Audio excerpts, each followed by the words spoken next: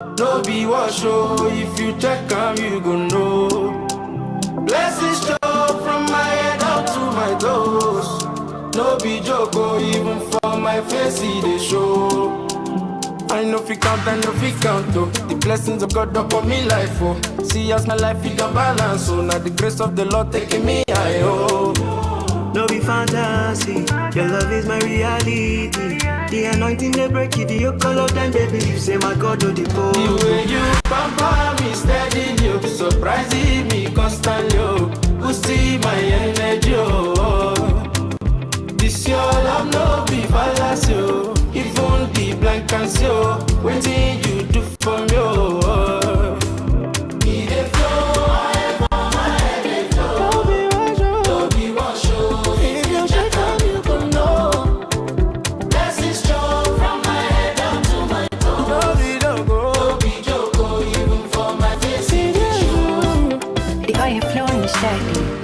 Come at the boy from trenches. He lost if you back my blessings. I thank God, so I'm never stressing, no. Fall under the umbrella, I get it done. Let me know it's over, my darling, you got you put the oil for my head. When I look around, oh, everything I see just they make me believe. Say, oil in my head, oh. As you see me, they shine, oh. Supper and me be like bready and tea before. Jehovah help me, oh. Now I don't do select, but the queen that might connect. All of my songs just they make sense. All day my head, oh. Not the word that they confess. We can't they making me the best. Who got them blessed, no man contest. All day my head, oh. That's why it flow. All over my head it flow. No be your show. If you check them, you go know. Blessing Joe. Blessings show from my head down to my toes. No be joko. No be joko, even for my face they show.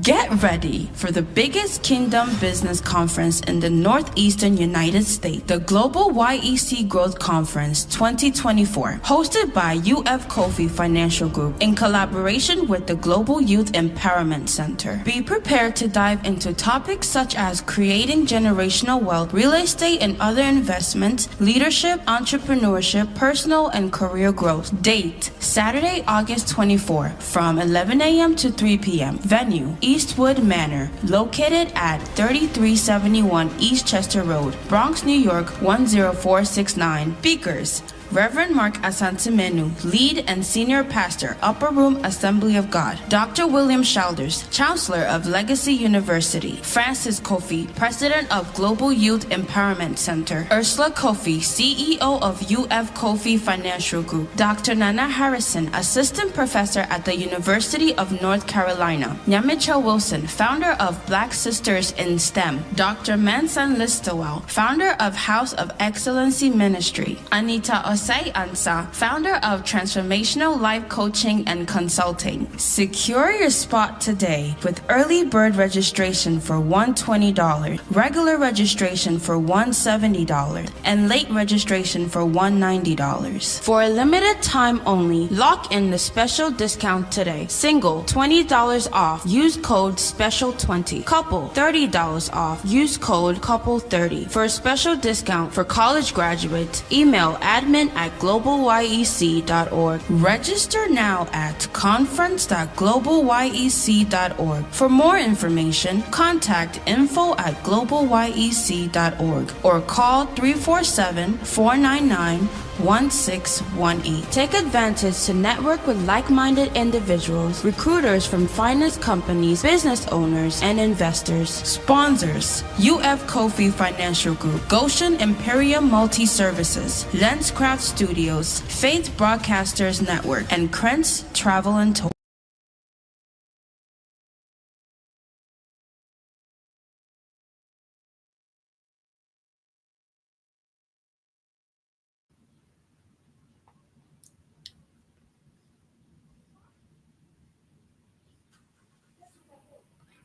Hi, hello, good morning, good afternoon, good evening, wherever you're watching me from.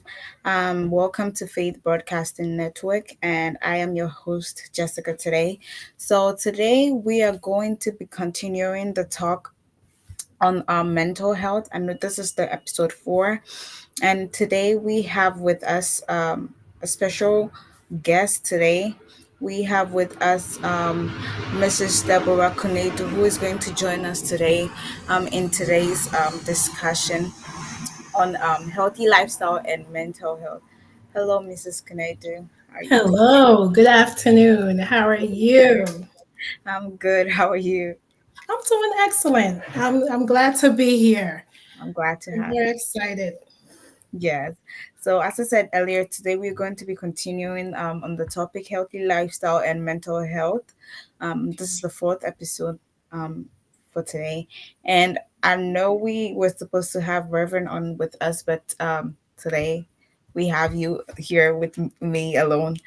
So, I hope we have a good time. And without much ado, I'm just going to jump straight into it because our time is quite fast spent. So, with the opening question, I'm going to start with the story of Zachary. What am I saying? Zacchaeus. Yes. How am I not being able to pronounce this? Yes, the story of Zacchaeus. Okay. So it's a brief discussion, so I'm going to go straight into the question. So Zacchaeus was being stigmatized in his own community, being undervalued. Oh, okay. Okay, so before I go straight into it, we'd like to have a short introduction by Mrs. Canadu. So just tell us a little more about yourself. I know I was rushing, but um, you could introduce yourself. Tell us a little more about yourself. Sure. Well, good afternoon, everyone. Thank you so much for the opportunity. I'd like to thank Mr. and Mrs. Kofi and Faith Broadcast Network for inviting me here. My name is Deborah KONADU. I've been working in the mental health sector for almost 10 years now. Worked both inpatient, that is, when anybody have any mental breakdown, when they come into the hospital, we meet them there from emergency to putting them into a place where they can get stability and continue their regimen on their treatments before being discharged. So I've worked in the inpatient setting before to working in the outpatient setting. Outpatient setting, these are patients who have been experiencing mental health, but they will on a regular basis they will come into an outpatient clinic or facility to come and see their doctors and receive some coping skills and some kind of um, rearrangement or adjustment to their treatment. And then I've also worked in the community helping individuals suffering from behavioral health.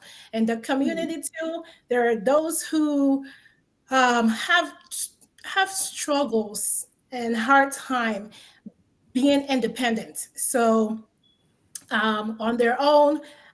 They may not know how to manage to pay their bills or manage housing or obtain certain resources to continue to live a productive lifestyle. So, in the community too, I've been able to engage in mental health patients to help them establish a more productive lifestyle. Um, I had another experience with intensive case management working with mental health patients too. These are the ones that once they leave the hospital, go into their homes, they have to be reminded on daily, weekly basis to continue to take their medication so that their episode does not repeat itself again and bring them back into the hospital. And then I have experience with being a social worker. So with social work, we do it all from providing resources to assisting with discharge from hospital to home, making sure we bridge that connection from home to the community for with all patients to make sure that they're able to create a perfect balance and Right. adjust to a new lifestyle of being a mental health patient. it's been an interest. I have I guess, an interesting background working with mental health in different aspects of it. Right. So that is me. Yes, again, grateful to be here this afternoon. Wow. Wow. With this level of expertise, today's discussion, I know is going to be very intensive and very mind blowing. So I am ready, and I hope our viewers too are ready to receive knowledge today. So moving straight into our question about Zacchaeus. He was being stigmatized in his own community. Being undervalued and stigmatized leads to low self esteem and builds up depression and other forms of mental health issues in people, as we know. How did Jesus respond to rumors and stigmas about Zacchaeus? I have never thought of it that way, but yeah, that is the question. Like, Yes, it's quite an interesting one too. I think that story comes from Luke 19. And so we see that Jesus, of course, making his rounds and visits, decide to visit Zacchaeus. In that Luke 19, I think around the verse 5. And Jesus tell Zacchaeus that, come down, come down from the tree. right. Today I will stay with you. I'm going to stay at your house. And so, I think a little brief history with Zacchaeus is the fact that he was a chief tax collector. And at his time, tax collectors were kind of looked down upon. But, Jesus, unlike the other members of the community, did not draw himself away from Zacchaeus. Jesus was the one who said, Zacchaeus, come to me. Like, he welcomed him with open arms. He showed him care. He showed him love. It was almost like, everybody can say what they want to say about you. It's not like Jesus was ignorant of the rumors. He heard about them. But instead of Jesus drawing away from Zacchaeus, he drew closer. He said, I'm going to be the one who's going to draw close to you because I care and I want to help. So with love, with care, with compassion, Jesus approached Zacchaeus and drew close to him. And I think that was a remarkable thing for Zacchaeus, and it probably took him by surprise because he was like, whoa, Jesus, you actually coming to me? You sure you're coming to visit me? And he said, yes, I'm coming to stay with you. I'm coming to your home today.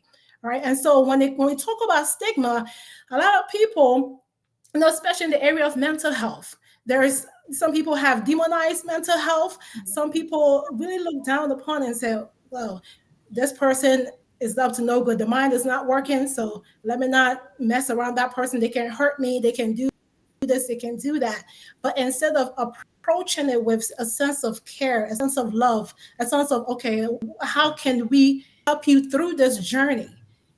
People are afraid to make that approach. And that makes the individual feels very lonely. That makes the individual feels isolated. That makes the individual feel helpless and hopeless. But mental health is common among everybody. People may not think they're going through mental health, but it's all around us. From a simple stress leading to depression, to anxiety, to panic attack. I mean, it's all around us. So we cannot ignore it. And we cannot put a close eye to people who actually suffer and go through these kind of struggles. We need to join hands together and help and support each other. Right, right. That's so true, and I have never thought of it that I have never seen it from that angle of mental health. So Asla said Kofi from our comment says Zacchaeus was judged and stigmatized, and in my mind I was thinking he was being stigmatized because of the tax that he collected, and he was being mean. But I never thought of it that he would also it will also have an effect on him in that sense of the topic of mental health. And I think that's People great when want to you look draw at it close to like him. that. I Right. think because of that, they judged him. They were discriminated against him. They didn't want to get close to him, so he was very secluded from the community. Right. Right. Right. Wow. Anyway. I hope everybody is learning so much from this topic. And so our first question will be, do you think mental health counseling only for those with mental health disorders like schizophrenia, manic disorders and extra? Do you think that it's only for like those specifically people, like those people with schizophrenia or like with intensive like mental health issues? And, thank you again for this question. Mental health counseling or counseling in general is for everything. Mm, All right. So there's counseling for whether marriage infidelity to substance abuse to substance abuse, domestic abuse, trauma, all kinds. But with mental health counseling, you don't have to be diagnosed or be on medication to go for counseling, mhm. right? Counselors cannot even diagnose. Counselors do not prescribe medications. It's only psychiatrists that can prescribe medication for individuals suffering with mental health. So counseling, the early a person goes to counseling, the better, because at the early stage they can catch the underlying issue. For example, someone who's going that the symptom may start off, no, they're sad today, tomorrow they sad, another day they just isolating, another day they sleeping all the time, another day they're losing concentration, another day they just not in the mood at all, right? Right. So when someone notices this repeated patterns, immediately they need to get some form of counseling or seek some professional help from the start, because then the underlying issue can be addressed quickly. But when it gets to a point where it's been weeks, it's been months, it's been years and no help, then it can be diagnosed as a severe major depression.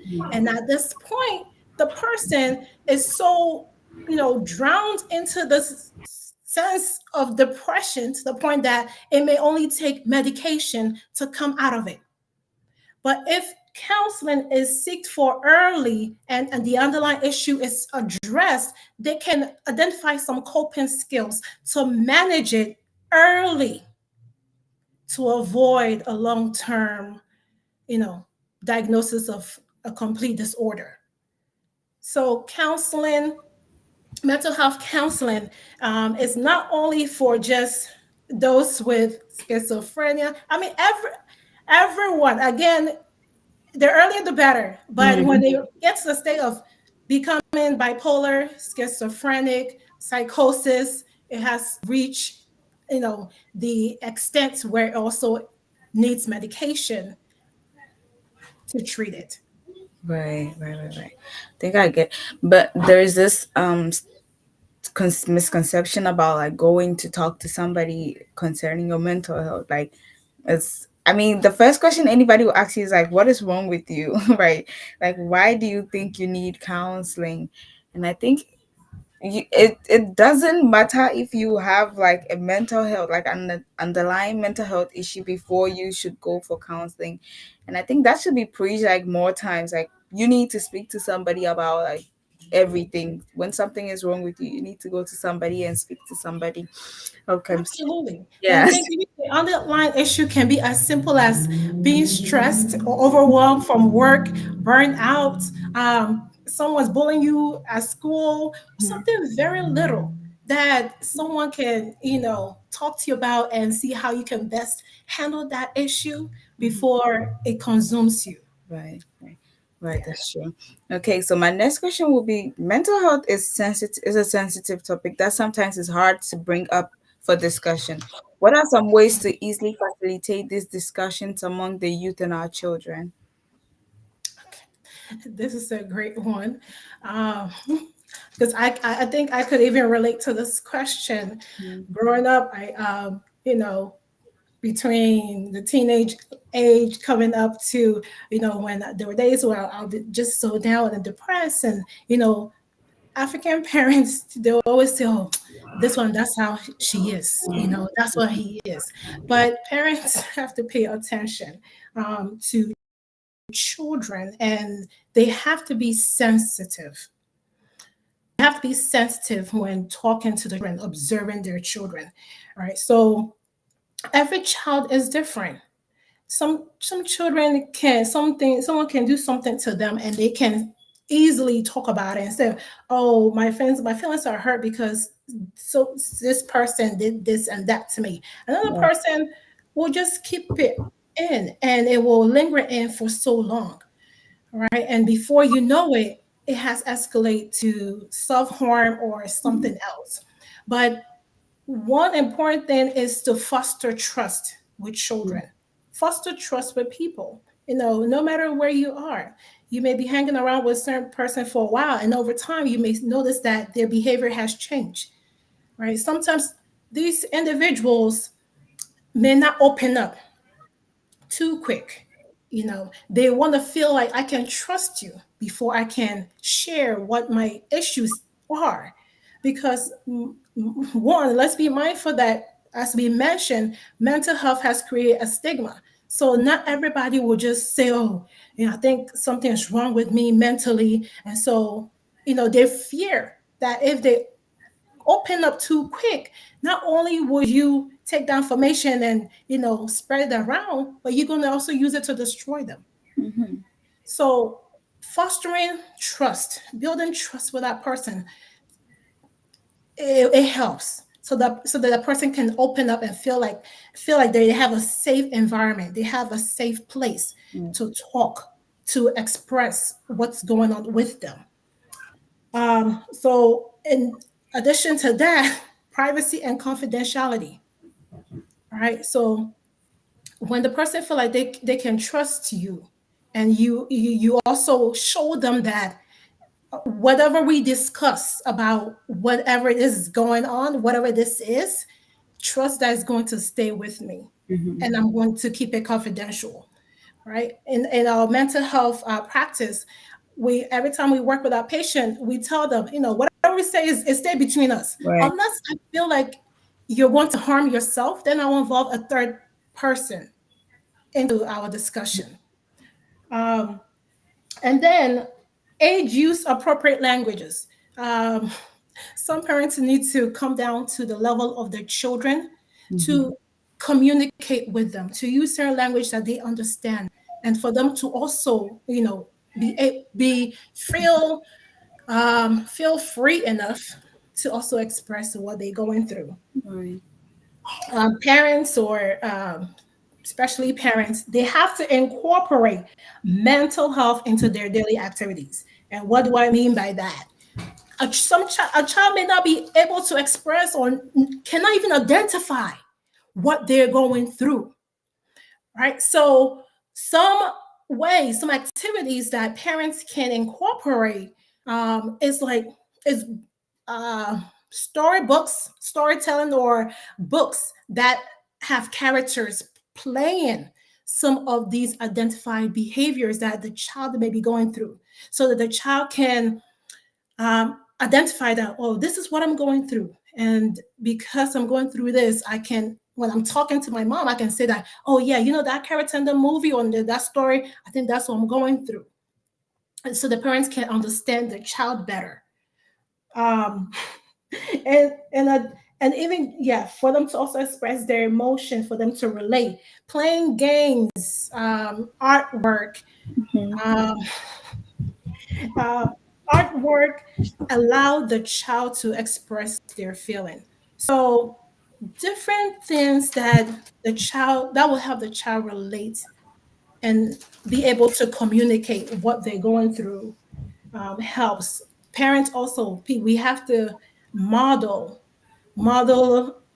open communication. If I'm a parent that who doesn't ever talk about my feelings and I just hold it in, then my child may not feel like it's the best place, may not feel like it's a good thing to also open up and express themselves.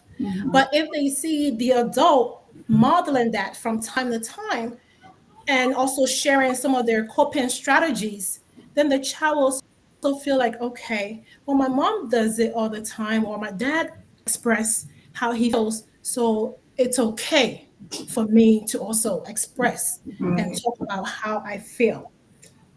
Um, active listening. Active listening. A lot of parents don't their children. Even when they're listening, they're also, interrupting them while they're talking. When the child is talking, just listen. Don't sympathize, don't agree, don't like me. Just hear what the child has to say. Because one is taking a lot of confidence even for them to speak about what is that they are feeling internally. Mm-hmm. So having that active listening skill will help the parent and also help the child, because they can pick up on something. The child may not even explicitly say everything, but they can pick up on one or two key things that will help them draw conclusion that, okay, my child didn't say this, but this is what I feel like he or she is going through. So it's very important. Ask open-ended questions. Not open-ended questions allow the child to speak, to explain more. Right. An open-ended question is not like, how is it, is everything okay? Yes, no, no. Don't ask those close-ended type of question. How was your day? How are you feeling? And allow the child to answer and be more descriptive and be more detailed about what they're going through, and everything. And then check in regularly with them. The more you check in with a child on a regular basis, they'll feel like, okay, it's a good place. My mom cares, my dad cares, so I'm feeling safe. I can open up a little bit more to the adult about what I'm going through. I think there is more, but yeah, we'll leave it there for now. So all these are Oh, very vital in helping work and helping with the youth mhm. open up and talk about Right. Wow. mental health challenges. Mm-hmm. Mm-hmm. Wow. That's really good. That's really good. Cause wow, our parents, they are not good listeners. That's us. No, especially our African Yes. parents. So, We have there's a lot of work that they have to. they'll say when African, an elderly talk, you don't talk. And then when you don't talk, why are you not answering? And I'm like, what do you want me to do? see, So yeah, yeah. This is like very important. They need to really listen to us. We want to be heard. They need to listen to us. Amen. So with the next question is, we've discussed a lot and found out that most of us did not really grow up from a home that encouraged mental health discussions and talk. So how do we end the cycle and help our parents and also the church to do better?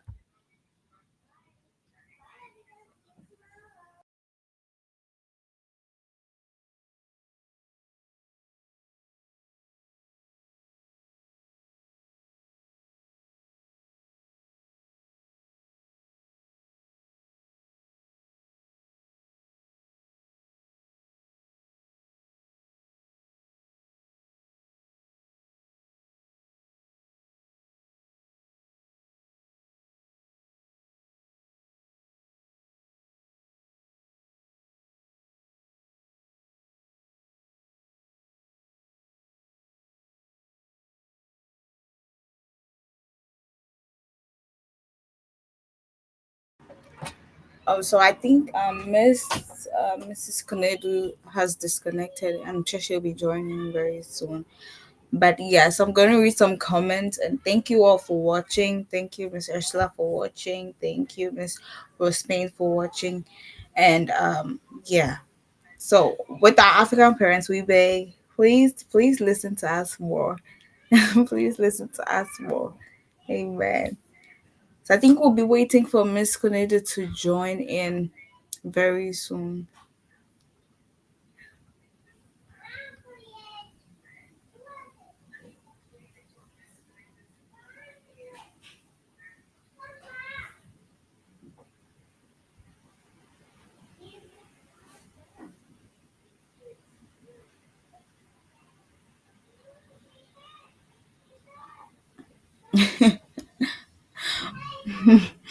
That African parent, they will not let us finish talking before even give it a tall list of do's and don'ts. And that is true. We need you to hear us out sometimes. Sometimes we are not saying you are wrong, but we want to also be here. We want to also like hear you also to hear our part of the story, our side of the story. We get that you are the elderly ones and you know what we want to do. So Miss Kanedu, this is Kanedu has joined us. So yeah, we were talking about our African parents and their tall list of do's and don'ts, as Miss Ursula said in the comments. Before you even finish talking, they've given you a whole list of what you did wrong and what you did and what you did not do. Can you hear me now? Yeah, I can. Okay. Yeah. So we're going to move on to the third question. So we've discussed a lot and found out that most of us did not really grow up in or from a home that encouraged mental health discussions and talk. How do we end the cycle and help our parents and also the church to do better? That is very important to one. We change this.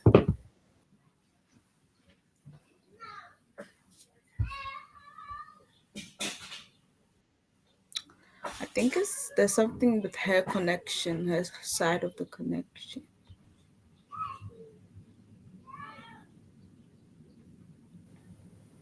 Okay. All right. So, to break the cycle of silence among our community and parents around the discussion of mental health, it's very important. It's going to include parents, it's going to include church members, it's going to include people around us to one, break that stigmatization because it doesn't help. One is education. We need to spread more awareness. Right. We need to spread the awareness of mental health, that it can happen to anybody. Anybody can become a victim of it. And so, like I had mentioned before, it's all around us. Right. Sometimes it's just we have to be more sensitive to people. So the awareness help to make sure that everybody is willing to take that, to own it up to themselves, to also be someone who can care for someone else's feelings. Right. So education awareness is number one. Promoting open communication is another. Because if nobody's talking about it, of course, it's going to be hard for others to also open up about it. I think even in the churches, leaders have to take examples. They have to take the lead sometimes to talk about, to share their vulnerability, to share what they go through, so that church members or church members will also feel comfortable Right. to also open up. Church, there has to be that safe environment. Right? So we have certain churches that, when you talk a little bit about certain health issues, they end up, spreading the news. It's not it's not meant to be spread. It's not like it's a rumor topic that we need to go around bragging and talking about it. But Right. how can I help this sister, this brother who is in need of it? Um, and I think, especially in the churches, they need to integrate mental health teachings into some of their sermons, into some of their activities that they do at church. They can have like open workshop or some seminar for parents and church members to talk about, how to address certain mental health. I think something too that will help with the community is collaboration with some mental health organizations. They can have counselors, professionals come in to educate the community about it.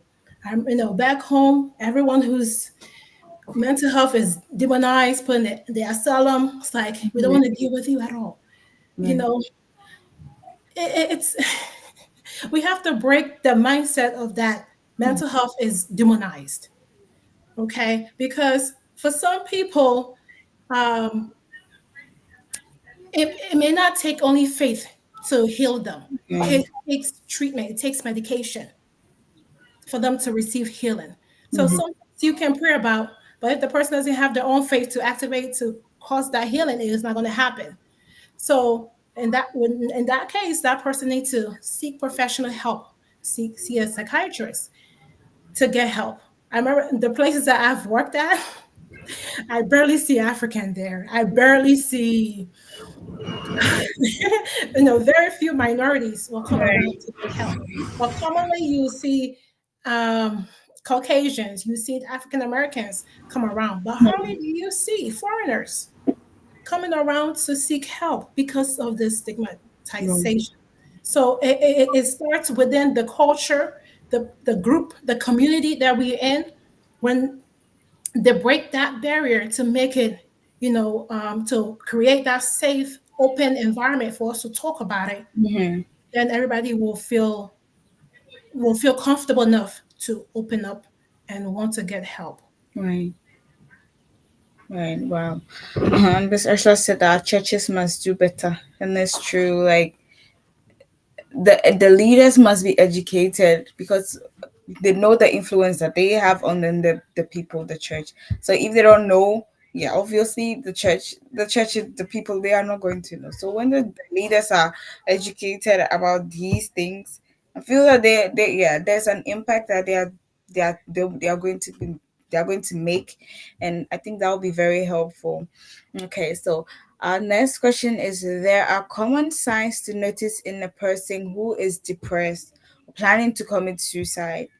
As part of mental health awareness, noticing these signs can save many youth from harming themselves and getting early intervention.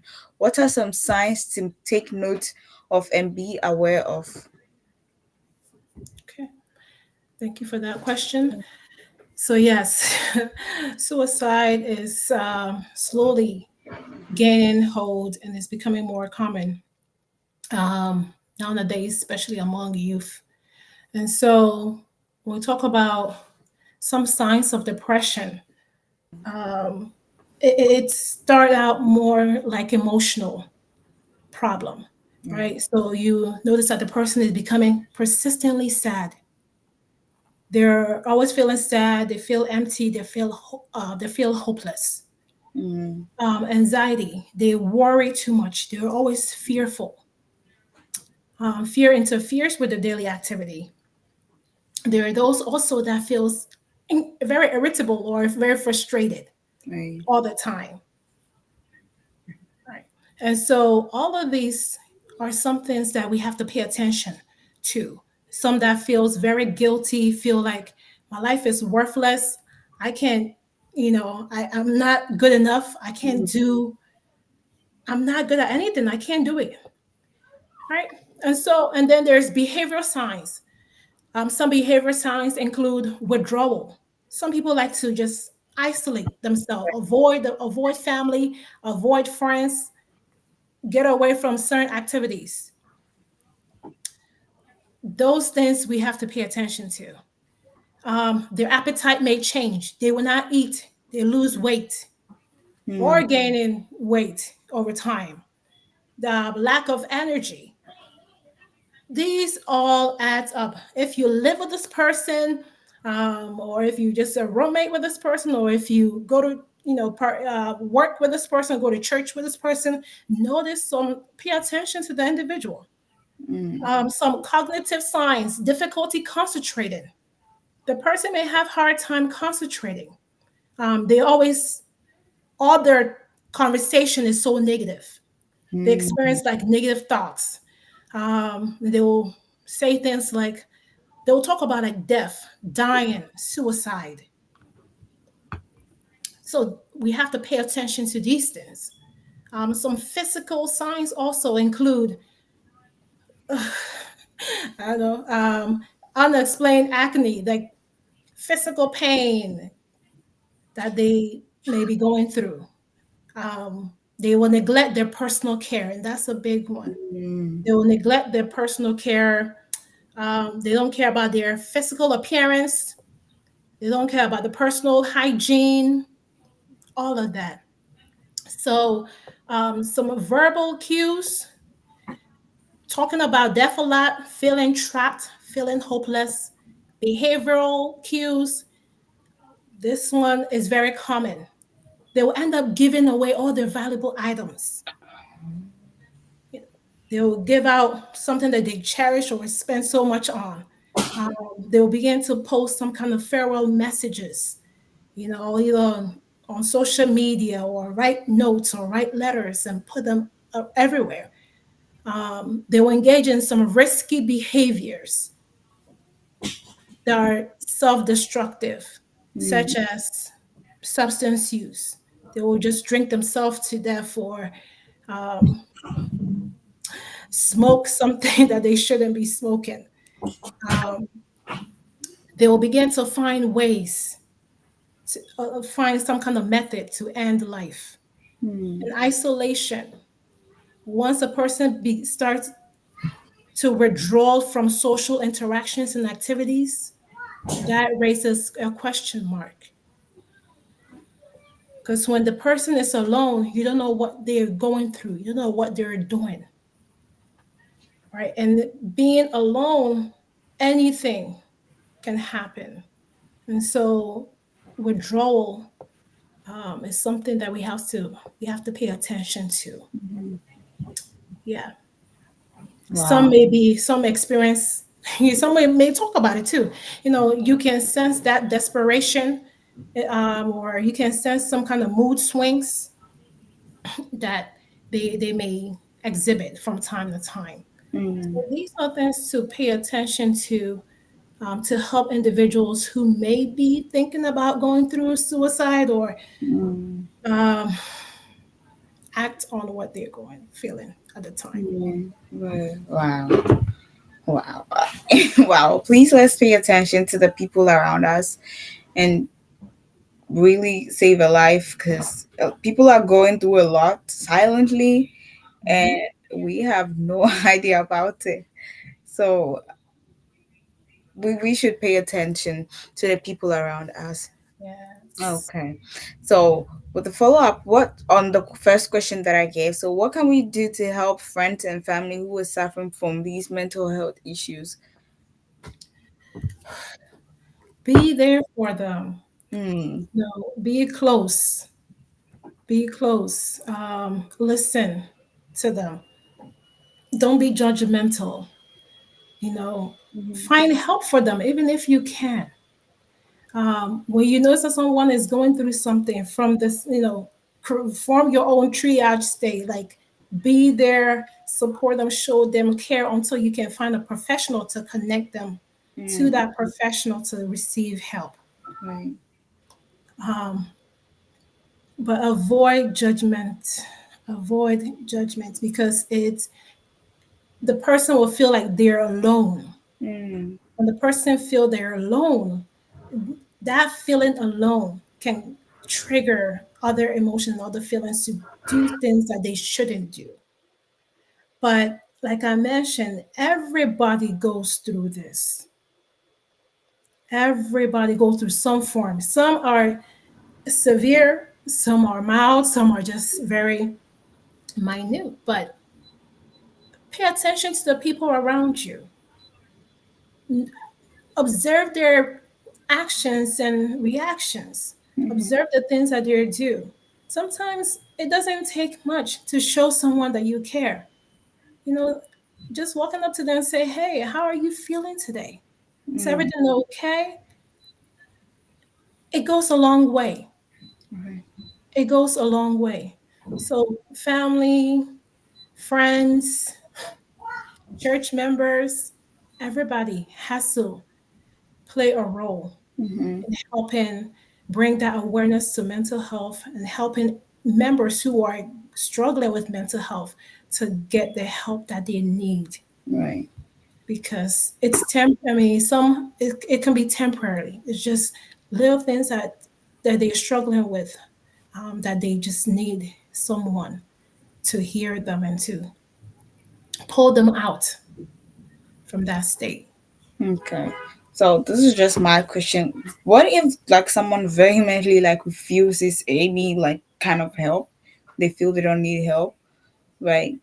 Maybe because of any reason at all. They feel they don't need it. But we looking out from the outside, we know you need to speak to someone. What about somebody like that? How do you like kind of deal with some such person?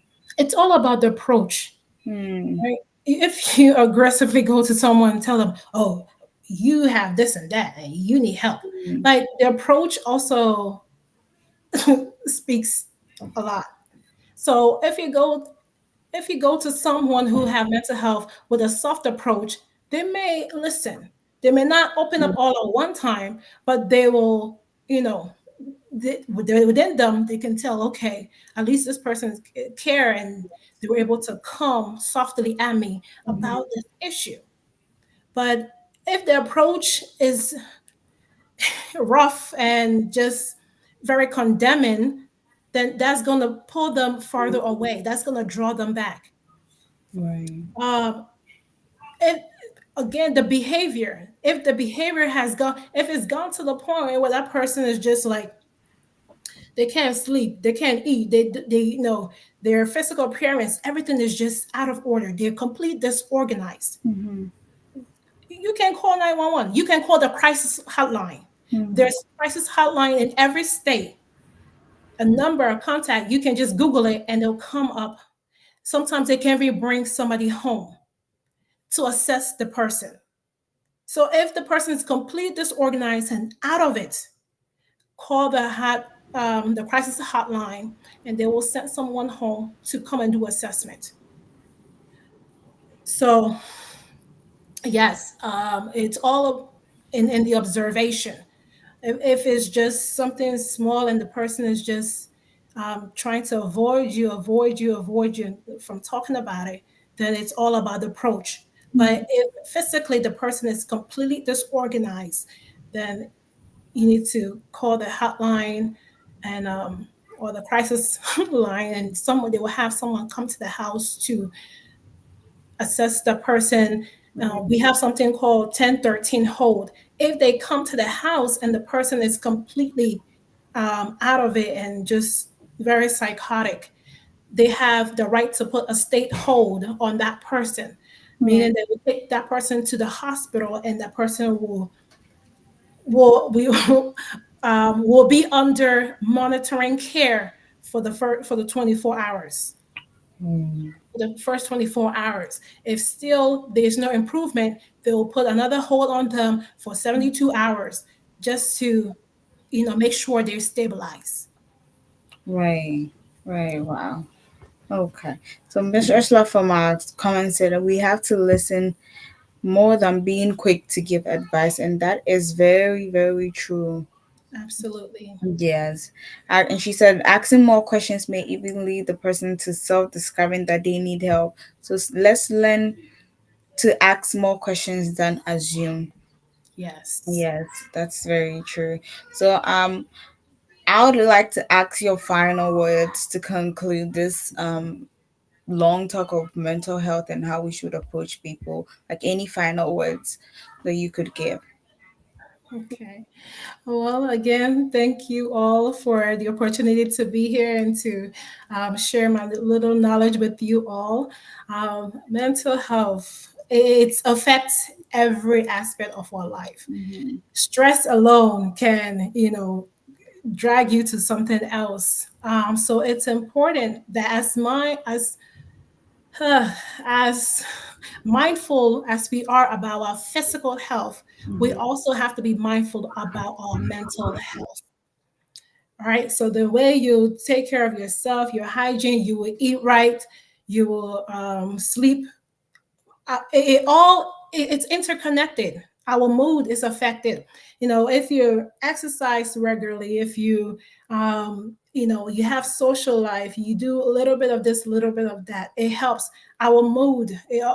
Exercise definitely helps with mood, right? So paying attention to ourselves, you as an individual, if you notice that something is not right about yourself, or you have trouble concentrating, or you have trouble sleeping, or you're sleeping too much, or you eating too much, or you eating too little, that's a wake up call. That's like, okay, let me talk to my primary care doctor about it.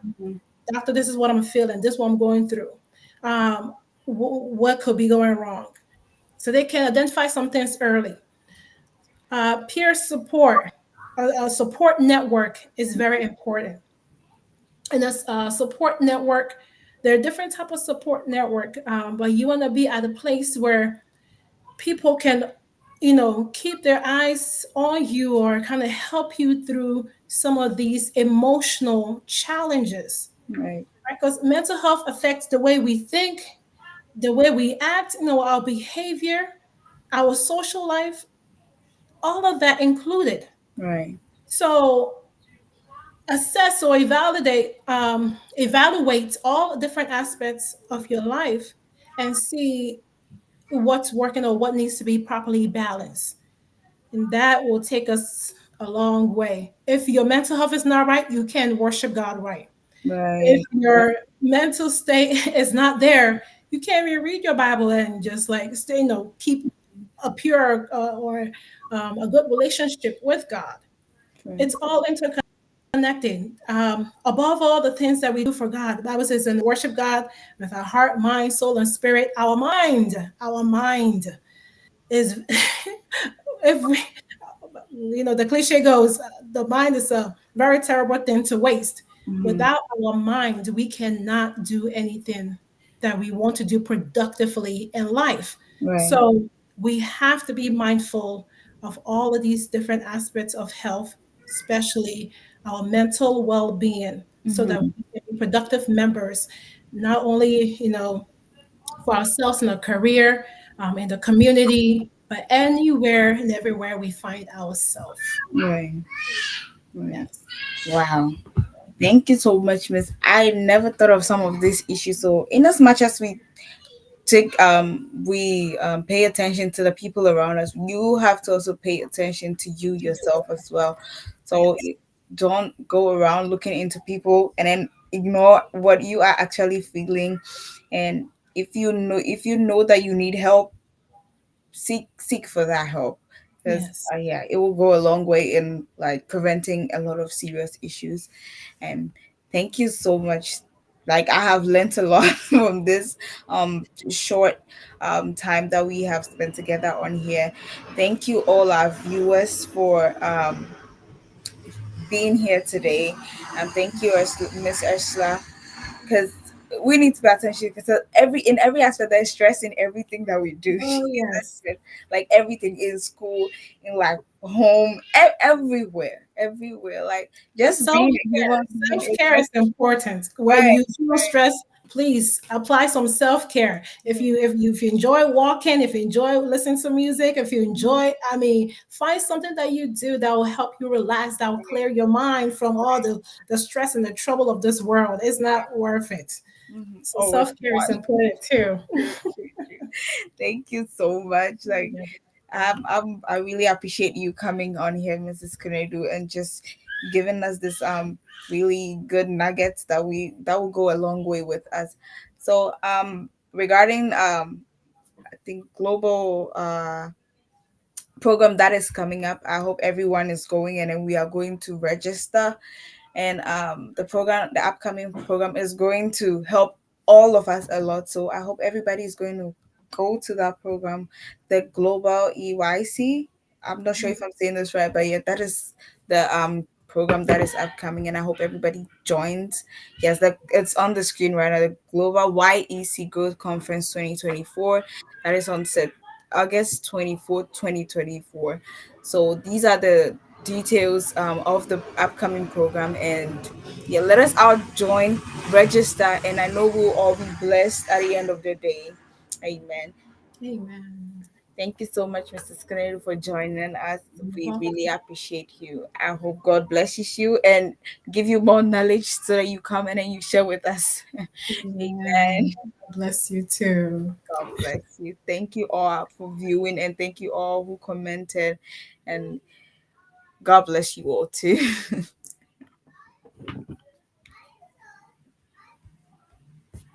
Get ready for the biggest Kingdom Business Conference in the Northeastern United States, the Global YEC Growth Conference 2024, hosted by UF Kofi Financial Group in collaboration with the Global Youth Empowerment Center. Be prepared to dive into topics such as creating generational wealth, real estate and other investments, leadership, entrepreneurship, personal and career growth. Date, Saturday, August 24, from 11 a.m. to 3 p.m. Venue, Eastwood Manor, located at 3371 East Chester Road, Bronx, New York 10469. Speakers, Reverend Mark Asantemenu, Lead and Senior Pastor, Upper Room Assembly of God. Dr. William Shoulders, Chancellor of Legacy University. Francis Kofi, President of Global Youth Empowerment Center. Ursula Kofi, CEO of UF Kofi Financial Group. Dr. Nana Harrison, Assistant Professor at the University of North Carolina. Nyamicha Wilson, Founder of Black Sisters in STEM. Dr. Mansan Listowell, Founder of House of Excellency Ministry. Anita Osei Ansa, Founder of Transformational Life Coaching and Consulting. Secure your spot today with early bird registration for $120, regular registration for $170, and late registration for $190. For a limited time only, lock in the special discount today. Single, $20 off, use code SPECIAL20. Couple, $30 off, use code COUPLE30. For a special discount for college graduates, email admin@globalyec.org. Register now at conference.globalyec.org. For more information, contact info@globalyec.org or call 347-499-1618. Take advantage to network with like-minded individuals, recruiters from finance companies, business owners, and investors. Sponsors: UF Kofi Financial Group, Goshen Imperium Multi-Services, Lenscraft Studios, Faith Broadcasters Network, and Krentz Travel and Tour.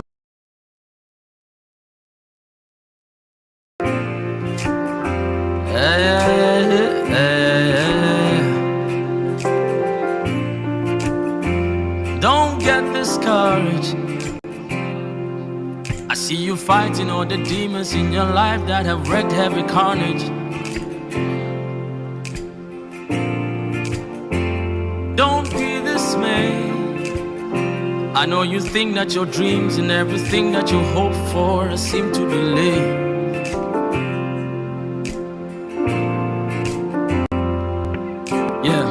Looks like your problems don't seem to go nowhere. Just take a deep breath.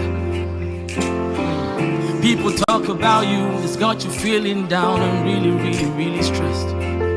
Don't tell me you don't know the trouble that I've been going through. You self don't know, see, the same thing you they go through, me self and they go through too. Who told you the lie? When you fall, it's the end of your life. I heard a whisper from above. I pray it opens up your eyes. Broken pencil still write, so keep on writing. And fallen soldiers still rise, so keep on fighting. One day you'll lift up your eyes to the skies and your light will be shining. One day you'll win. One day you win. Broken pencils still write, so keep on writing.